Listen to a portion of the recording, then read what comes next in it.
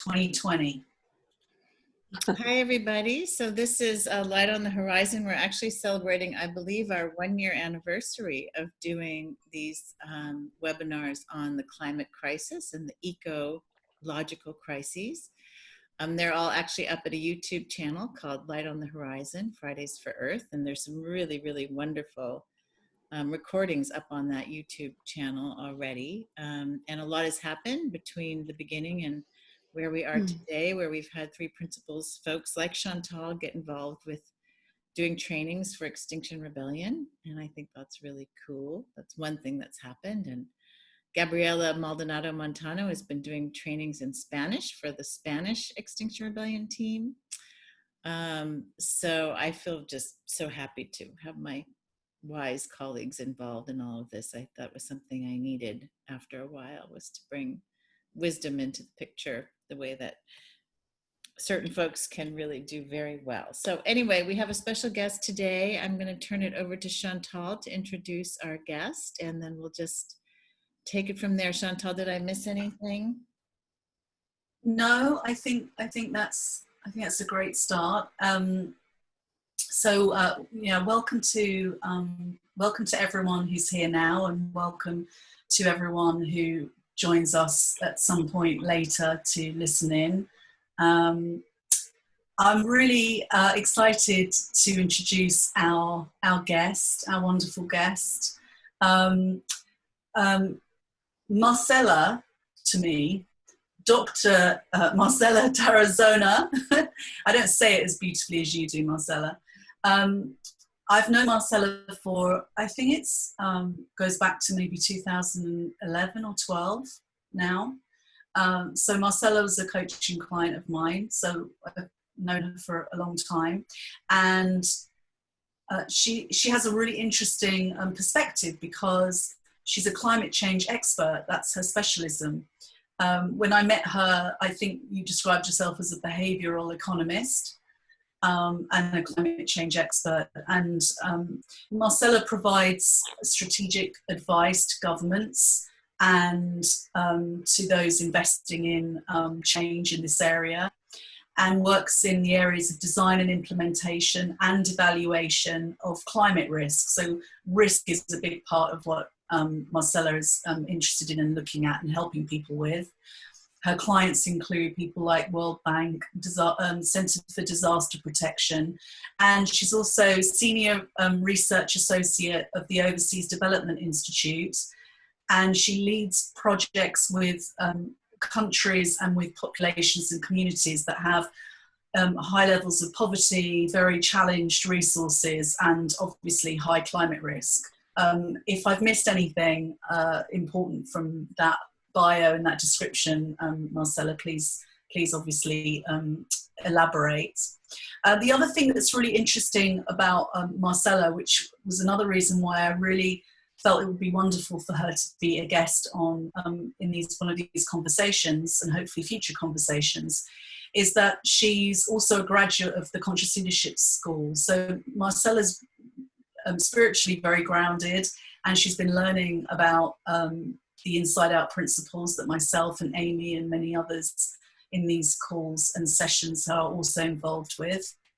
And so she leads and works from a grounding that I think is, maybe unusual amongst climate change experts. I think there's something really special about that combination of where she's looking at the world from, her come from. So I'm going to be really interested in her sharing a bit about that tonight. So, what I would, maybe the place to start would be for you, Marcela, for you to share a little bit about why climate, like what's important to you about working in this area, and maybe just sort of share a little bit about your perspective of what it looks like to you at this time, and what your experience is of the climate crisis from where you're sitting. And then I think that Amy and I will just naturally have questions that we want to ask you. And then I think it'll just become a really nice dialogue, and maybe some of you guys might also have questions that you want to ask Marcela. But I think there's two elements for me, and Amy might have another view on this as well. There's that I'm interested in hearing about from you, Marcela, and one is the sort of the practical, just tell us about the kind of work you're doing and how you're making a difference with the climate crisis in a very practical way through your work. But I'm also really interested in that intersection between your sort of the practical work you're doing and philosophically, spiritually, how the climate crisis is sitting with you right now. And we've talked about this before. It's just nice to have an open conversation and very frank, candid conversation about that. So I hope that's a helpful kickoff. Yeah, thank you so much. And thank you, Amy and Chantal, for inviting me. Well, the first question is an easy one to answer because that has been my job for the last 20 years or so. So I can tell you what I do. So I think, I mean, it comes down to what you described in the introduction, Chantal, about, so I mean, my background, I started as an economist, and then when I finished my undergrad studies, I moved to France, where I lived like for 6 years, and I did a PhD in economics. And I was always a bit frustrated with what I was doing. I think it was mainly because my university was very technical, so they would just, I think for me it was very abstract, everything that I was studying, and I felt very frustrated. So as soon as I finished my PhD, I wanted to move and shift my career into policy. So I moved to Washington, D.C., trying to start to work with the World Bank and Inter-American Development Bank, and I think that was really good. So I think it was a very good move because, of course, these are two multilateral banks that, well, they clearly worked in the topic that I liked, where I could add value, which was, I mean, I had learned about economics and policy, and I wanted to work in developing countries. So I was born in Colombia, and I guess just because of that, I'm very much interested in working in developing countries. I guess a lot of exposure to poverty and to inequality. So I think that situation was really good for me. So that was a few years of my life in Washington, which I enjoyed very much. And I realized, and I started to understand where I could add value, which actually comes to what you were saying, that my background as a behavioral economist and my work in applying this to climate change. So where it overlaps is in that because we work with policymakers and decision makers, it's very interesting to understand how people think, how they make decisions, and my whole background and my dissertation when I was studying was on decision making under uncertainty. So it was trying to understand basically how the mind works, and like all of this research that has been done, I guess, by lots of psychologists and behavioral science, also behavioral economists, trying to understand how do you make a decision in face of risk? Why is that sometimes we don't make the good decisions or the rational decisions, or so I mean, if you start thinking about what's happening with the policy and the politicians that you were discussing at the beginning of the call before we started recording, it's very relevant, right? Because we kind of like can't believe that there is no action and no decisions that are taken despite all the evidence. So I think that guided a little bit my work, I mean, just a bit more specific, as Chantal said, as I've worked quite a lot in the area of evaluation of projects. So evaluation, in the idea of this evaluation is not to say, it's not like the auditing projects, but it's more like what can we learn, and what are the things that are working in the implementation of projects so that other projects can learn from them. So I do a lot of work with that, with donors and with countries. And another strong area in which I work is the area of financing. So because of my background as an economist, I ended up doing a lot of work in basically in thinking about strategies for the countries to have funds to reduce risk prepare when there's a disaster coming, any shock basically, and a shock can be a climate natural disaster, or it can be even a pandemic. So in a way, it's how do we prepare financially so that the countries can respond without having to necessarily reallocate all the budget from other projects and cut and stop projects, because that has a very high impact on negative impact on development outcomes. So that's basically it. And then, well, basically after living in the US, I moved to the UK, where I have been living for the last, 12 years or so. I worked for 10 years for a consultancy based here in Oxford, where I'm based, called Oxford Policy Management. And my job was to kind of like create this portfolio of work for that company of climate change and looking at mitigation, adaptation, and also the disaster risk management part. And 2 years ago, I decided to become independent. So since then, I've been freelancing. And so I guess my job as such keeps being similar. It's just like I have moved from different, working with donors or working with a consultancy or now independently. So I think that's enough as a background. I think that's okay. I see you nodding. I can then talk a little bit about how I see the interaction with the three principles, and I think I like very much the word you use at some point, spiritual. I think, I think it's something I actually once spoke about with Amy, that I like very much seeing the three principles as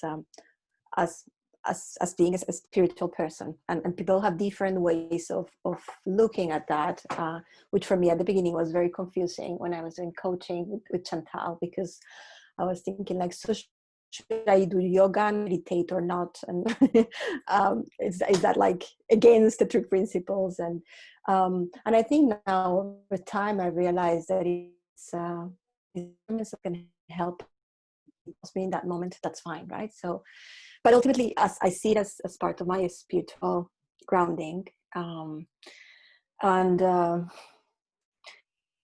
you ask me how they are related, I think they're deeply related for me.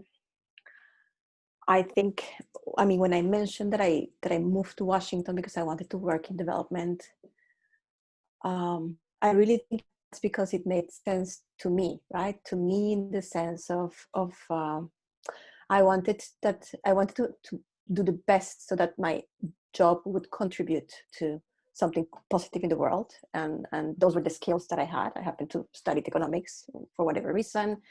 And I guess I was both very interested in the area of climate change, which is a bit of a coincidence. The climate change area comes when I was still in Colombia. I did a master's in environmental economics. And it was the first time in my life that I really liked economics, when I realized that you could really link it to the environment. So I started then getting much closer into the area of climate change and environmental areas. So I think this movement from my PhD to working with the development banks in Washington, D.C. was key, because it was kind of like, okay, this is really what I want to be doing. And actually it's the first time in my life professionally that I started feeling this is where I want to be. So going back to the three principles, it's for me, it was kind of like, I think it's part of it's really hard. It's hard to put it into words, but it's kind of like the only thing that makes sense even today to me, when I just what motivates me really all the time is like, okay, I want to that my job is helping, and that's the way that it helps me. And it was so obvious that back then, this was 15, 20 years ago, that for me, climate change already was obviously an area to work on. And I also was working a lot on the impact it has on the poorest, that it was kind of like an obvious step, right? And I have since felt, with different, of course, feelings and emotions, and you go through life, different phases of your life with feeling differently, but ultimately, that gives me always the grounding to feel that hopefully I'm helping someone in one way or the other. So I'm also interested in how it helps you personally and in your life, Mm. working in an area which clearly is, you know, we know this is really serious what's happening. And there are lots of conversations going on about, you know, it's not about, we can't change this, it's happening. So it's about adaptation. And I know that a lot of the work that you do is about adaptation. I'm just interested in your kind of, your deeper sense of the situation, and how you're how understanding something about the nature of our spiritual nature helps you in living your life in as a parent, but also in looking at this crisis. Like, do you have a sense of that you can share? I'll try. I think at a personal level, it has helped me. Again, I think it's partly in the way I relate to people. I think that's mainly it. I think which was really, I think, what I mainly learned with the three principles, which was kind of like very transformational at that point, which was to understand that you, in a way, ultimately there's no you, right? You're just an instrument, and the rest is just thinking and so kind of like when I started to understand that anyone that I was talking to was the same as me, ultimately someone with thoughts and trying to do the best with what they knew. I think basically I lost fear, right? And I started to communicate from a very different level. So I think that, I mean, and I think that since then my career has, I think, just progressed more quickly because just because I don't have so much thinking. And if I have it, because sometimes you're just in a week in which you just don't see anything but just thoughts about insecurity or this person is so important. I mean, ultimately, sometimes I lose my patience, but I try to keep it and say, okay, I'll see it at some point.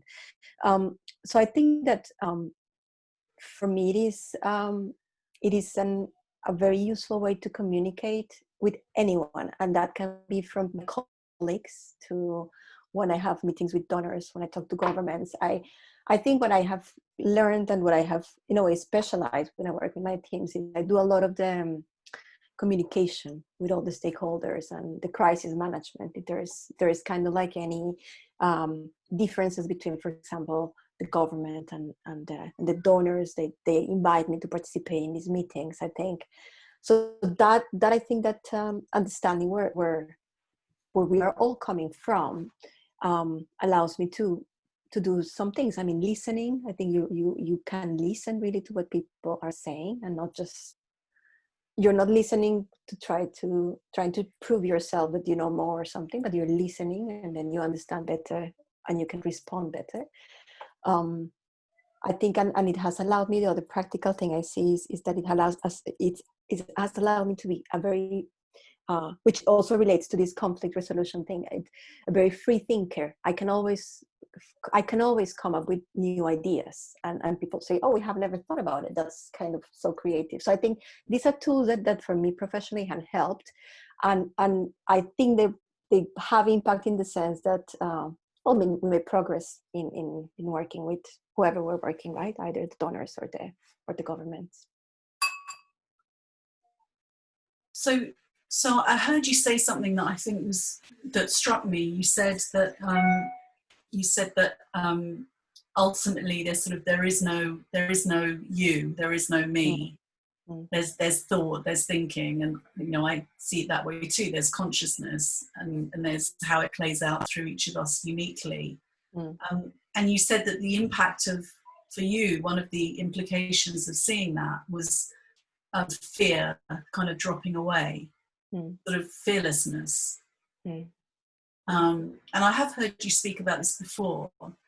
And I think there's something really relevant about that, because I know that, you know, for me, and I've seen it, you know, in these calls that we have every month and in dialogues in forums and things about the climate emergency, there's a lot of fear, there's a lot of anxiety, there's a lot of Yeah. Mm. upset. There's a lot of anger. There's Mm. there's guilt. There's so many different emotions and feelings, and certainly there's fear. There's fear and anxiety of what is and what might be, and what potentially is inevitable in some people's view. You work in this area of climate. You're also a wife, and you're a mother of two boys, two young boys. It is two boys, isn't it? Yeah, it is. I suddenly thought, oh my God, hang on a minute, there's a girl. No, I know it's two. So you have these two beautiful boys. You have a young family.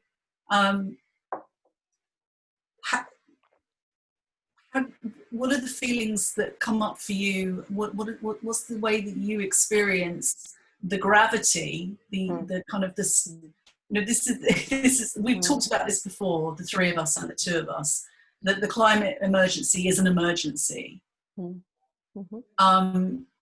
As a human being, not just in your professional life, but just as a mother and as a human being, looking at the state of the climate and what's happening, what's your take on it? Like, is it only about adaptation for you, or can we mitigate? And why do you think why do you think so? And does that even matter? Like, what's your take on it? So, I mean, I'm going to start with what you said, being a mother, because my eldest son, he's 8 years old, and he quite often asks me if the world is going to be there, if we're going to get extinct. And it's just, I don't know where he gets it from, because I don't talk about it, but I think it's because at school they talk about it. And I mean, I took them to one of the Fridays, the meetings they do the schools on Fridays, and I did with them like some signs for them to go. And but he's still young, and I don't make a big issue out of that at home, because I don't think it's useful to make them scared, right? So it's just to say, it's very present. The question you're asking is very real. Gosh, I mean, it's a long. I mean, there's many ways I could answer to this. I mean, maybe just to get started, I'll try to share something I shared with you earlier, and I don't think I did it very well that time, so I'll try again. But of course, an emergency crisis, and there is all the evidence that basically, I mean, this is bigger than COVID, right? Like it's just like, I mean, I was listening to an interview with Christiana Figueres, who used to lead the UNFCCC. It's a woman that I really admire. And this week I listened to her, and she was saying that the difference is that the pandemic, it's immediate. It's like an acute illness, right? Whereas the climate change it's a chronic illness, right? So the impacts, you see them in a different way, but of course, knowing that this is a much bigger problem, right? Even though in the short term we're thinking of this one, the other one is bigger. So from one side, I'm really very I mean, I am aware of the gravity of the problem, and I'm absolutely convinced, and I kind of like, I see it. But the other angle I introduced there is the area of what does it mean, the climate emergency, and what is, when people talk about a turning point, what does it mean? And I don't think there is one day in which we're going to say, okay, this was the last day, or we have 30 days to solve this, or we have 5 years or 50, but it's all gradual.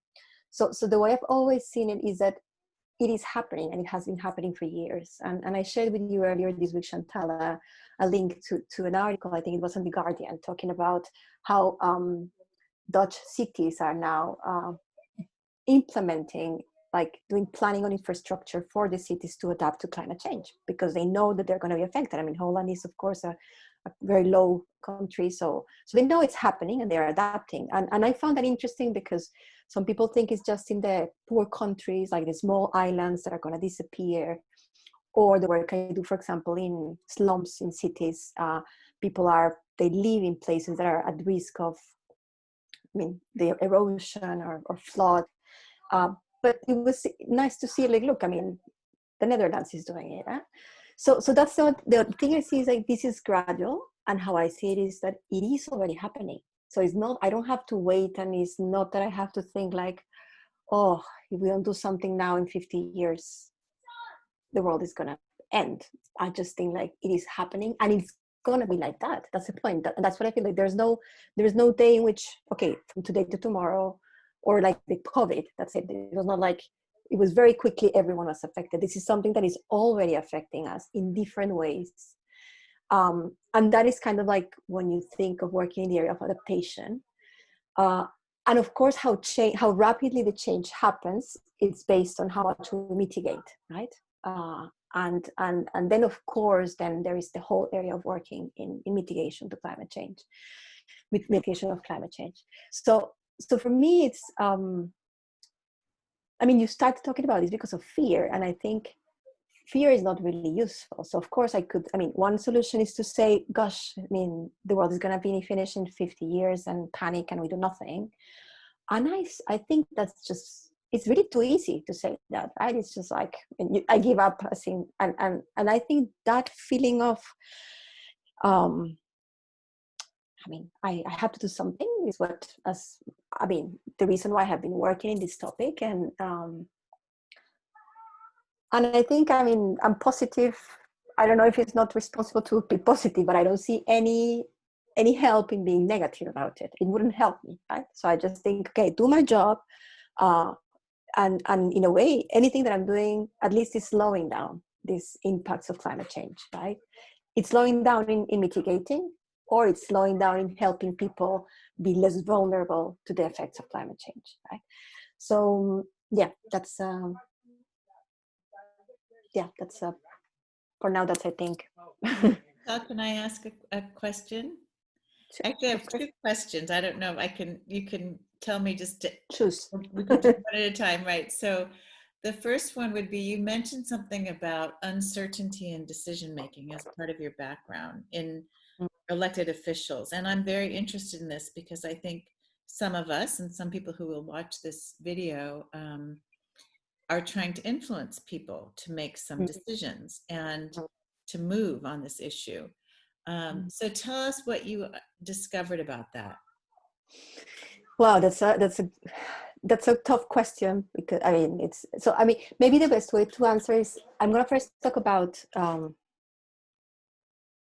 was thinking of governments and private sector, which is maybe a way to differentiate it. So a lot of the work that I've been involved in, what we focus, I think there's many elements, but there's two key elements that we've seen help.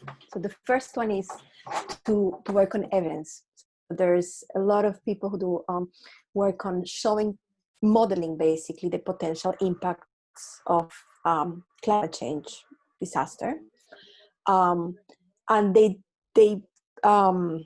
translate that into financial figures, and that is a very powerful tool, because with that in hand, you go and you sit down with the government, the Ministry of Finance, or even a disaster risk management unit, or a Ministry of Social Welfare, and you show them and you tell them, look, your city is at risk of, or your country, you're vulnerable to floods, you're vulnerable to cyclones. All the evidence shows that they are going to be happening much more frequently and with much more intensity. So basically, the likelihood you have one of these events is this one, and these will imply the following cost losses to your country. So this is the impact you're going to have on all the value chain, on losses. So economic, or lives you can also do, but when you sit in front of a government and you say, look, this is what's happening, and this is what's happening, what will happen to you, it becomes much more powerful. And I see that is the approach followed by many of the donors and multilateral banks to open the doors to work with governments. So that is a tool that is used, which I think it's showing the evidence that it's not a story, but it's true. And the other thing is, there's another two more. There's a second one, which is, and I think I mentioned this to you earlier when we had a chat before the webinar. There is the issue of voting and the power of who chooses the politicians, right? So the problem with that is that, one of the main reasons why well, there's actually two main reasons why I don't think the decisions there are taken by the policymakers. So one of them is because um, decision makers are elected and they need voters. And in all countries, there's many needs. So all countries need investment in education, infrastructure, nutrition, whatever, social welfare, health, right? And it is very hard for a decision maker, for a politician to sell to the public that he's actually investing in reducing a risk, because it's something that you're in a way paying for something that will not happen, right? So you can say, I'm going to build a hospital, and that's visible. But if I say, I'm going to build a dam here because then the probability of, if this event happens, it won't affect us, it is much harder. So given that you have limited resources as policymakers, it's much easier for you to choose actions that are very easy to sell to your public. And that is a very huge challenge that you have. So voters. And the other big challenge that you have is lobbies. So lobbies have they have a very strong power. And again, you in the US know it very well. And many of the lobbies, they have vested interests, and of course they don't want to change practices, and unfortunately they've had a lot of power, and they blocked many negotiations and progress. So I don't know if I answered your question, Amy, or... Well, I was wondering it because you said something about uncertainty, how people make decisions. And so what I'm hearing is that they're more likely to go for a quick sort of an immediate gratification decision, unless the voters are, which is one of the reasons why I got involved with Extinction Rebellion, because it felt to me like the voters were not, and especially in the United States, but everywhere really, like when the people need to wake up, and then when the people wake up, they'll put pressure on their politicians, the way that, for instance, we have Black Lives Matter in the United States. It's become something you can't ignore. You have to deal with it and face it somehow. And so that's, I guess, I was just sort of wondering, is there a magic formula or where do people go when they're in uncertainty? And it's sounding like they go to finances and money, and they go to something that will, as a politician at least, be very sort of immediate and tangible for people. And that may not be about mitigating for climate change. I think the point is that uncertainty, human beings, we don't like uncertainty. We have an aversion to uncertainty, right? And so no one likes uncertainty. Yeah. And I think, and that is the reason for many of these things, that people prefer something certain and they want to know, which is actually also the strength of these messages, and which I find very valuable, of saying there's a climate emergency. Because if you phrase it in that way, so on one hand, people get afraid and they think, okay, does it mean that by 2030, I'm not going to be able to live? But at the same time, when it's certain, people understand it much better. I think the point is that we're behaviorally not trained to think in terms of probabilities, right? And probabilities is risk, and with climate change, it's even more complicated because it's uncertain, right?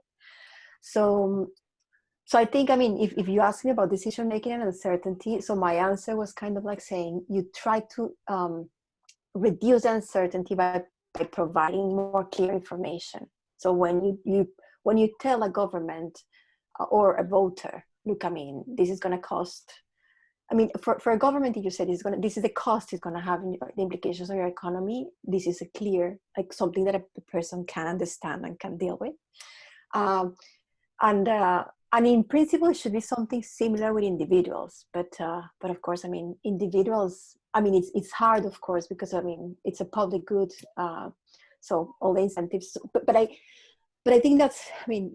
Going back to my earlier point, that's where I think that that's the role of people like the work that Extinction Rebellion does on all the advocacy work, right? Is creating this awareness within the population. that people understand that this is serious, right? And then that will influence voting, hopefully. And that also puts under pressure the decision makers. Mm. I have my other question, but I just want to see if anyone else has a question before me who hasn't. Maybe Tom, you look like you might have a question. I'm sorry, is it Tom or Michael? I'm sorry. Tom, it's Tom.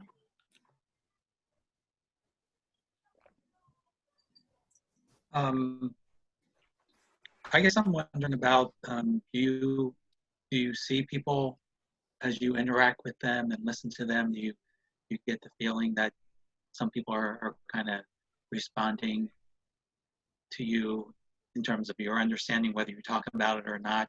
Do you ever see the light bulb go off in people? Yeah, I mean, I definitely think it does. I mean, I don't think I mean, I can't remember any time talking about the principles as such with anyone, like in like in a government discussion or so. But what I see is that you probably all have experience if you've worked. I mean, if you know about this, that you are better able to connect. So I always have a very good connection that it continues, right, with many people, and I get yeah. So in that sense, I see it, and I see that people are very open, or they will remember me, and I think it opens doors just because of the place where you're coming from. You're also not threatening people, right? That which is also despite of fear. I mean, when they, I mean, if you're trying to tell someone to do something that they're not really certain about, your reaction is, don't bother me, right? It's so I think if I mean where I see a huge impact is in that you can connect with people, and that I think is really very impactful. Yeah. Yeah, Amy, before you ask your other question, I just, it struck me. I mean, it's common sense. We know this, but if we're dealing with people or in conversations with people who are potential decision makers, we look at their policies and they are so anti-climate, we don't really want to be going into those conversations, full of blame and that kind of antagonistic sort of, it's not helpful. Like, I can really hear what really strikes me listening to you is that you're able to bring that deeper listening and that objectivity, because you're not coming from a place that's very fearful and blamey and judgy. You're just trying to get stuff done and try to make a positive difference with this. And it sounds like you have a real clear sense of what's going to get in the way. Right? But I think, I mean, now that I hear you, I realize the other thing is that I'm not necessarily talking to people who don't believe in this or who are against this in one way or another. Very often, I mean, actually our counterpart are people who think they have to be something, they have to do something, but they don't know how to make that happen, right? So sometimes you're not, I mean, you have everything. Sometimes you work with people who don't care at all about climate change.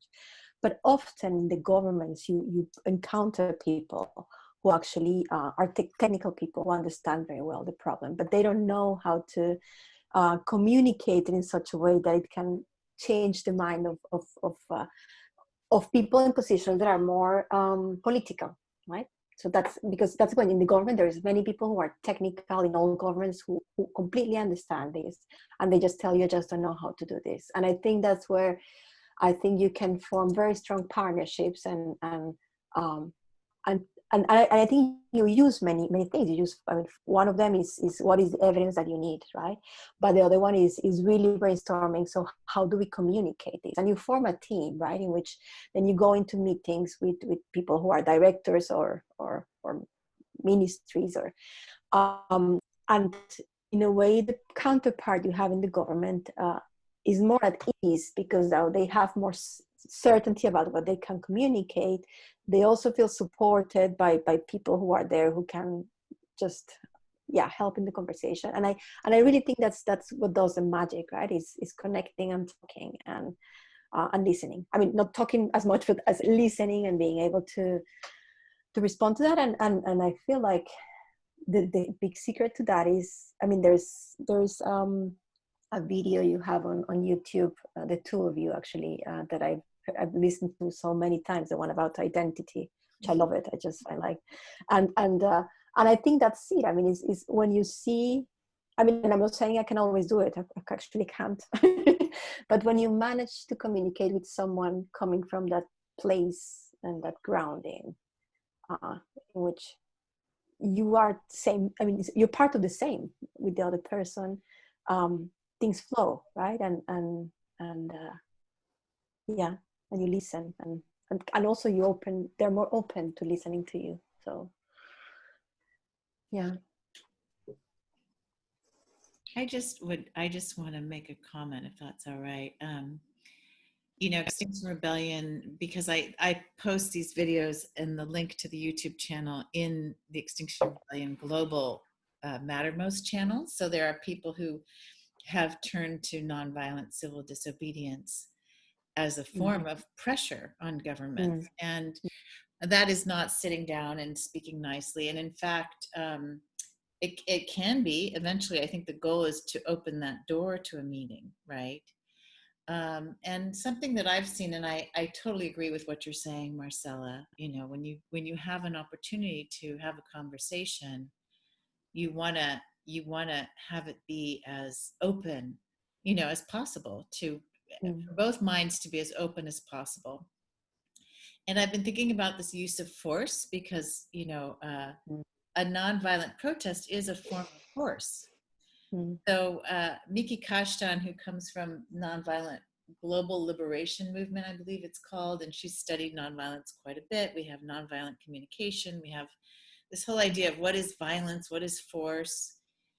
You know, she's helped me really clarify, like, what is the use of force? When is it appropriate? And force is whenever you know, I think she defines it as whenever you actually go against someone's will, and you do something that actually goes against their will, or maybe they're neutral, they're not doing anything, and yet you do something that's pushing something forward and they haven't agreed. So the first step would be a conversation. Like, let's have a conversation, let's get on the same page, and then we can work together and it's all good, right? And then, and one example that comes to mind is, like, if you were in a grocery store and a parent were there enraged and hitting their child, right? You might decide in that moment that I'm not going to try to have a conversation because the harm being done to the child is so great that I just need to take, you know, grab the child, put the child over here away from the parent. And then maybe later we can have a conversation with the parent about what's going on. And maybe the child needs to be forcibly removed from the home. We don't know, right? So there are these moments where there sometimes use of force, quote unquote, is necessary. And I think that this kind of a conversation, I'm not even asking you to respond to this, it's just something I'm thinking about, is important, you know, like that sometimes wisdom can be, depending on the harm that may happen, some kind of use of force. Even if that may just be nonviolent protest, as we're seeing with Black Lives Matter, where trying to have conversations with the police and reform the police just wasn't working, right? So I'm just putting that out there because I know there are a lot of activists. And I also see that activists sometimes get so used to the use of force that they forget that they can go back and have the dialogue, that the point of using force is to go and have a dialogue, when, you know, to keep checking back. Are you ready to have a dialogue? Can we now have a dialogue? Like a real sincere dialogue, not I'm going to sit here and pretend like I'm listening to you dialogue, you know? So I'm just bringing that up because I know for me, what's occurred to me as an activist kind of person, which is pretty obvious to anyone who's paying any attention to anything I'm doing these days, is, you know, that wisdom can be really anything. You know, it really can look like almost anything. You know? I think about the American Revolution and people talking about violence versus nonviolence, and I'm very opposed to violence at this time. But we, in the United States, we honor the American Revolution, which was violent. You know, Yes. so it's like, you know, I wonder sometimes about where we draw the line, and are we being consistent in our, you know.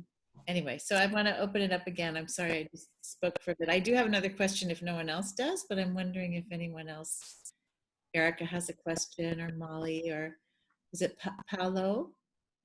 Paola. Paola. Paola. I mean, just in the meantime, I just want to say I completely agree, and I mean, my reflection on that would be probably like these responses come again from being grounded, and there's a moment in which the best possible response is not just "excuse me, can I talk to you," but just stop it, right? Which I think you have it with your children sometimes. I mean, it's like, yeah, I mean, you just have tried 10 times to tell them the same thing gently, and you just have to be more assertive, right? So I completely agree, and I think, I mean, I think it should come from grounding, right? If the response is okay, we have to. But I mean, maybe what you're saying is that sometimes, I mean, we all use our grounding. So of course, if I'm an activist and I'm all day into certain type of actions, I may just not be grounded and forget, right? But I think ultimately it would be very similar again. It's just going back to, if you come back to understanding what we are and how we connect, I think different answers are going to be, responses should be, are also fine. No? Mm-hmm. Mm-hmm. Yeah, and I can really hear that in what when you talk about, you know, your work, Marcela, because one of the things that I've heard you say many times, and I heard you say tonight at the beginning of the call, was this is what makes sense to me. Right? You're doing what makes sense to you, and that's what Amy's doing what makes sense to her. Like Exactly. that's all any of us can do, right? And all that we can ask is that we're doing it from a place of love, compassion, wisdom, clarity, whatever you want to call that, rather than from somewhere else where we could do damage that we don't want to be doing. So yeah, I think it's this sense of we don't know how wisdom is going to show up, because it has no ultimate form. It has a million different forms and more. So yeah, for me, it's not a right or wrong action. It's more of a where are we coming from, and how do we see the world, and how do we think about this crisis, and is the way that we are approaching it helpful, useful, resourceful, mindful, or grounded? or even like, I mean, I think it's your role, like, and your skills, right? It's I feel like some people feel overwhelmed, like there's nothing I can do, and I think that's where you have the grounding. You just do what makes sense to yourself, right? I mean, if it's, I might be a mother, and what I do is educate my kids in a way that I think they will be good people. Or I might be an artist and I do, so, or whatever it is, or I might be an artist and decide that I want to be vegetarian. I don't know, right? Like, so I really think the point is when you are grounded. I mean, we all know when we get to a feeling of grounding, it's so nice. I mean, it's just like you never want to get out of there, right? And you feel secure, and you feel at peace, and everything flows, right? And you get all the answers that you need, right? And then it's a kind of like you just act based on what the wisdom is telling you, right? The consciousness is just guiding you to do. So I feel like, and that's what I feel like when people ask me, and yeah, when people say like I'm too afraid, there's nothing I can do, it's just like, of course we can all do something. Just, you don't have to be an economist or a policymaker or a scientist. You just I saw Molly had her hand up. Yeah, thank you. I have a couple of thoughts. One is that consistency can be a really helpful thing, and I don't think it's the only thing. So I don't worry too much about being consistent. Neither do I. It's worth checking, is this a place where consistency is valuable or not valuable? The other thing I notice in myself is that when I get activated as an activist, my physical experience, some different things happen in my body. and I can get sped up. I can, when certain moods or states of mind or emotions are happening, I have physical sensations that I can get attached to. It's like, I like feeling powerful and angry. Or I start getting, without even being aware of it necessarily, I step off my grounding and start being attached to feeling self-righteous, or attached to the sense of power that certain neurochemicals give me. So I think it's worth cultivating, without self-blame or judgment, the awareness of when we kind of get caught. Some people talk about this in terms of ego. It's easier for me to notice it in terms of somatic sensations. But it's like, it happens and we can come back to our grounding. And it's always up to each of us to assess for ourselves how wisdom is guiding me, and to do less of judging how wisdom is guiding Amy or wisdom is guiding Marcela. Because as Paula put in the chat, people are at different places. So it's not just that we have different contributions to make, but our contributions will support and facilitate change for other people in different places. It's like there is no one right answer or way to be. So. It's Thank you, interesting. Oli. Oh, sorry, go ahead. Go ahead. No, go ahead, Amy. Oh, I was just going to say, you know, with this Black Lives Matter movement, you know, I've heard people say, like in Three Principles groups, for example, well, we shouldn't be intellectual about things, or we shouldn't be angry about things, or we shouldn't. And what I found just personally for myself is that people presenting me with statistics about police violence or mass incarceration have influenced me, you know. And there's this one video of a woman, I think her name is Kimberly, I think it's maybe Kimberly Jones. This has gone viral, where she's so angry about people criticizing the looting in the United States. And her anger is so rich and passionate and full of love that you get very touched by her anger, you know. There's something about it that moves you. So I guess that's where I'm like, I don't know if there are any rules at all, except that I can feel when my ego gets involved, which it still does, you know, where I will start to argue with someone and think that I'm smarter or whatever's going on in my head, and then maybe go back and try to apologize later, you know. So I'm just sort of putting it out that, like, it's you know, the last, not just few months, but 4 years for me have been such a learning experience about the form of wisdom, and the form of love, that it can sometimes be quite fierce, and that people do get attached to. I mean, when I look at, you know, my friends on the left, you know, like I can often see that they're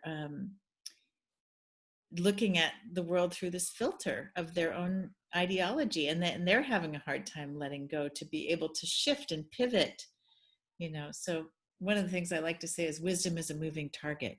And if I can remember that, then I don't have to get attached to, that was my wisdom yesterday, and then today it may be something quite different. So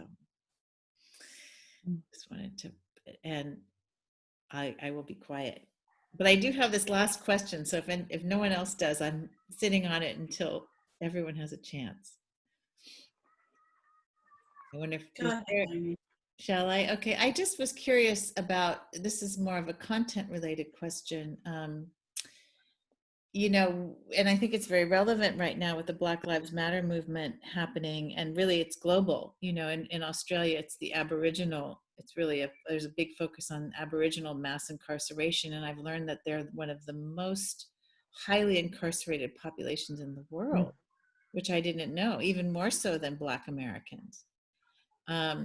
And we have our indigenous people in the United States who are actually more heavily incarcerated than Black Americans, from what I understand. So, and then there's this sort of whole white supremacist idea, which I used to think was about white militia groups. Like a white supremacist is someone with a bunch of guns meeting in basements.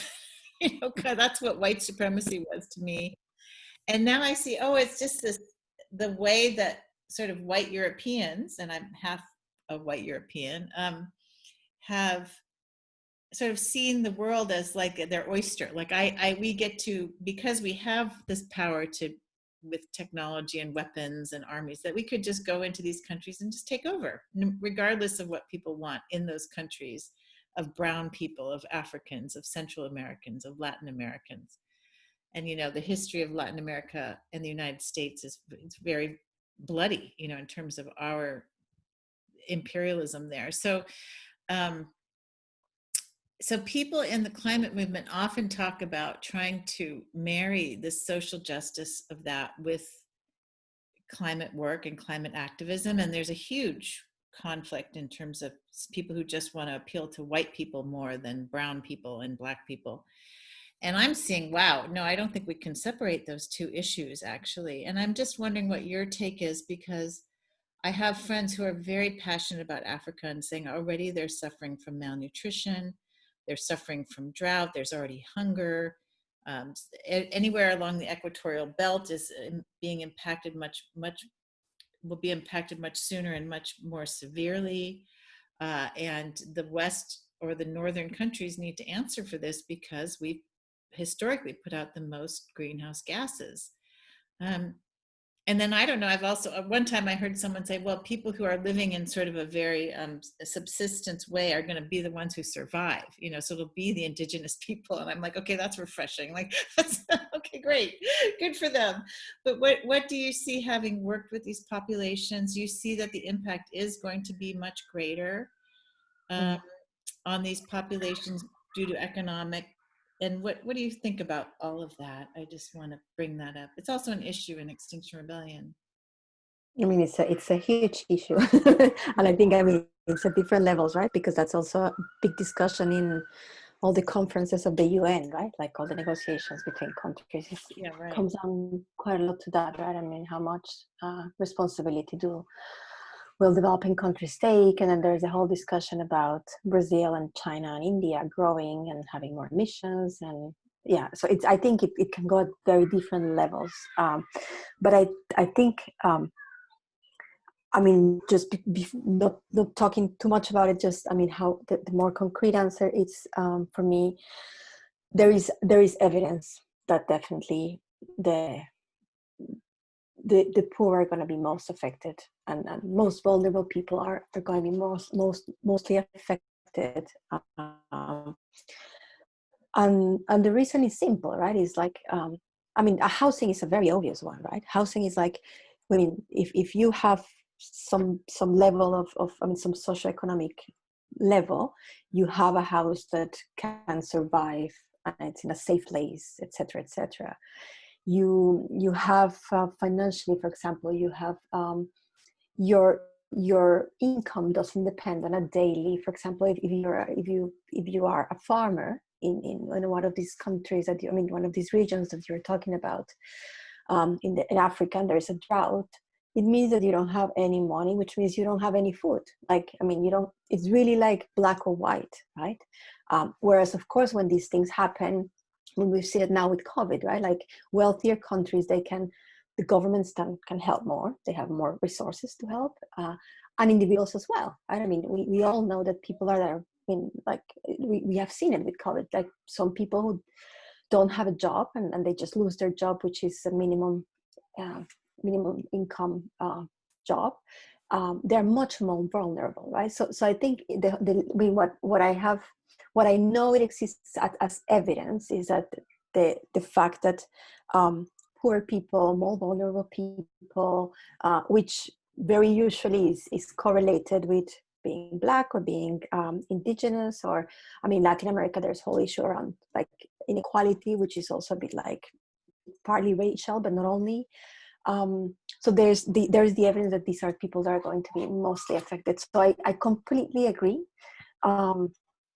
That and I think, you know, it's also the reason why it's so obvious to me that you have to work in this. I mean, not that you have to, but that for me to work in this field, because I mean, it's not what is more important, but it's kind of like they're absolutely correlated. And it's funny, when I joined the consultancy I used to work for, the question, this was 15 years ago, the question they asked me on the interview was, is it more important to reduce poverty or to address climate change, right?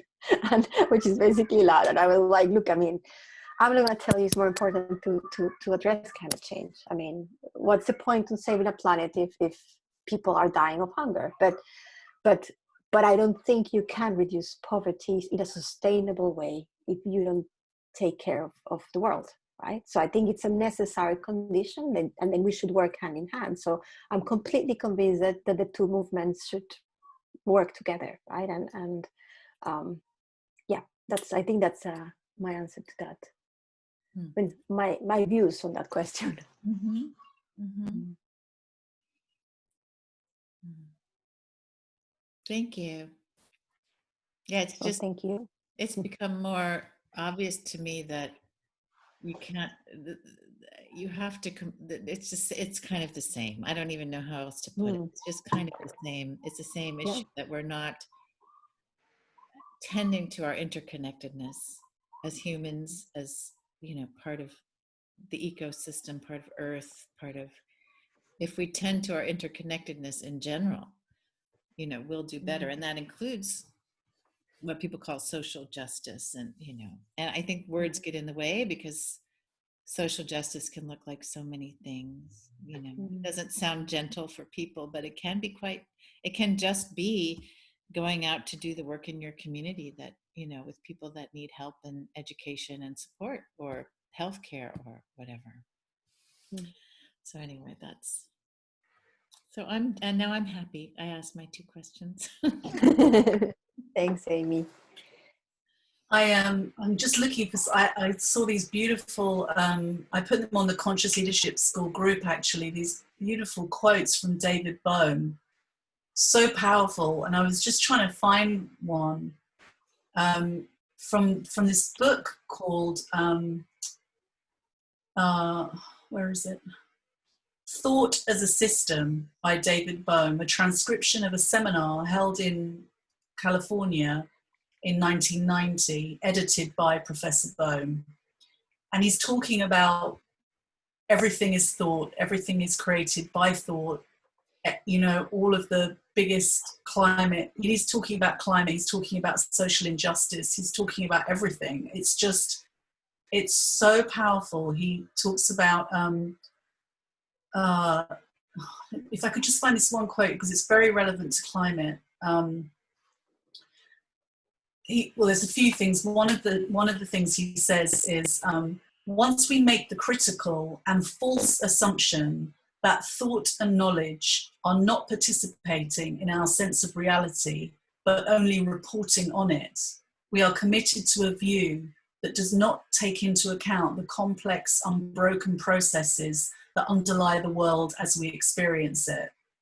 And then he goes on to talk about lots of things, but the thing that really struck me listening, I was listening as I was reading it, the thing that really struck me was when he talks about fragmentation, and he talks about how we break everything up into pieces, and we break the world up into areas, and then we say this is this area, this is this group, this is that group. I mean, he just says it so clearly. You can tell that he just sees it so clearly. It's very powerful. If I can find it again, I'll share it with you. But it's beautiful. It's just he just sees that, our perceived need for this and our perceived need for that has created so many of the ecological crises that we find ourselves in. And he so clearly sees, that's thought too. It's all thought. So yeah, it's powerful to see that. And he talks about how the solution lies in thought. The problem and the solution both come from the same place, But the way he says it again is just so clear. And he's saying it from he's not saying it from a spiritual, let's say, a spiritual perspective so much as saying it as a very grounded sort of scientist and physicist and so he's coming from that place, and I think, you know, for me that also is just very powerful. Anyway, just wanted to share that. I can't find the quote, but no, you should post it when you find it. yeah, I'll post it. I did post it in our CLS group, but yeah, I saw I'll that. post it on the Light on the Horizon page. Mm. Yeah. Mm. Mm.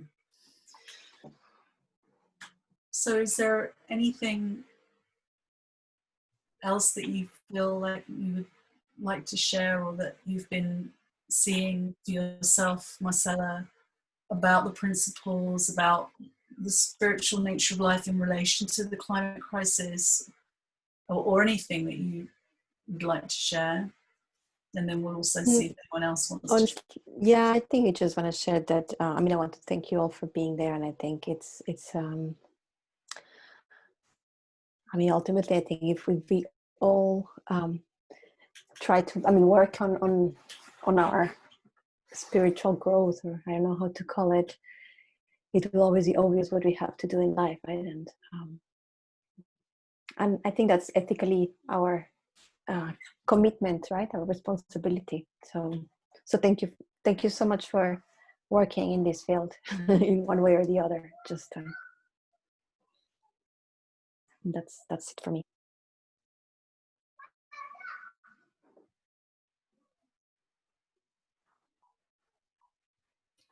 Thank you, Marcela. Does anybody else have anything they want to share or ask? Or